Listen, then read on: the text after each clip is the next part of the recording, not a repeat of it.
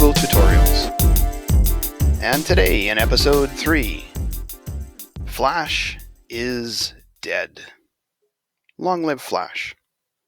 Or, how do I make this web page work again? Today we're going to look at Flash. And Flash has a bit of a history, so we have to spend a little bit of time going back through the story of how we got here, what's happened so far, and why it is that we have to talk about Flash. So, our story so far. Flash is dead. The end. Thank you. Thank you very much. Thank you. Well, seriously though, Flash is dying, at least, if it's not completely dead. Many people would say it's dead, but at the very least, it is going to be dead shortly.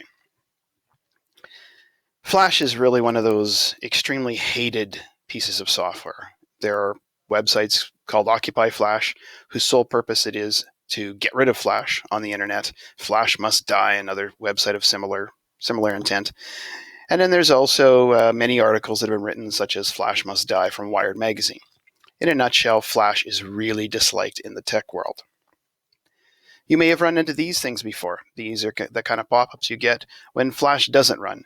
It may say you have to click to run the plugin, or it may say that you need to install Flash, or it may say that it's crashed.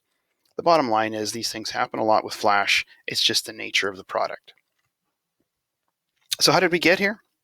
Well, it all started with Steve Jobs. When the iPhone was first made, he refused to put Flash on the iPhone for a number of really good reasons. But the bottom line is, he said, nope, the iPhone will never have Flash. And of course, the iPhone became the standard in mobile technology. And about a year later, Adobe killed mobile Flash. They stopped making it. They stopped producing it. They essentially ended it. And then, about 4 years later from that, in 2015, Adobe started telling people in a public letter to stop using Flash. By people, I mean the people who create content. Stop making games with it. Stop making entertainment with it. Stop making websites with it. Just stop using it. But Flash keeps coming back from the grave. It just will not die. And that's because there are literally hundreds of thousands of people who have created websites using Flash of varying amounts, and their websites do not run without Flash. So it keeps sticking around. It just won't go away. However, Adobe has announced as of July that they are going to formally and completely kill Flash in 2020. They will stop distributing it. They will stop supporting it.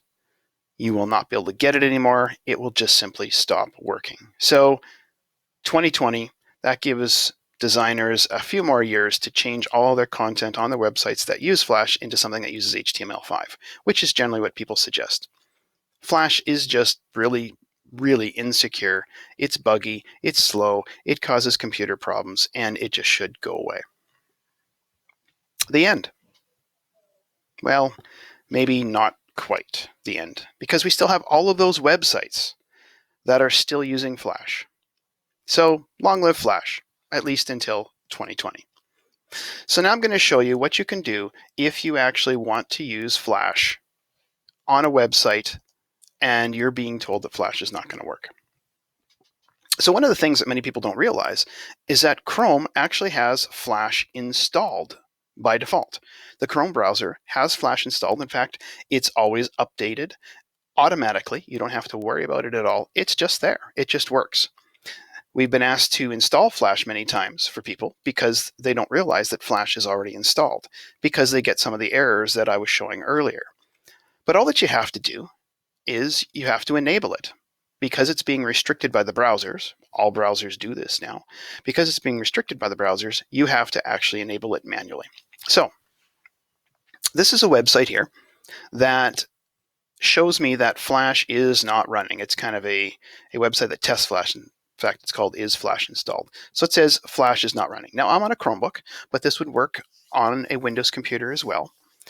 All I have to do to install Flash is I go up to the top, right here where this little I is here, the little information thing. It's right beside the Omni box, right there. Click on that I, and it pulls up a menu with a lot of different options. This is where you allow for your camera to run, other notifications, JavaScript, all that kind of stuff. And here is Flash. Right now it's Ask Default. In other words, the default is that it's supposed to ask you if it wants to run.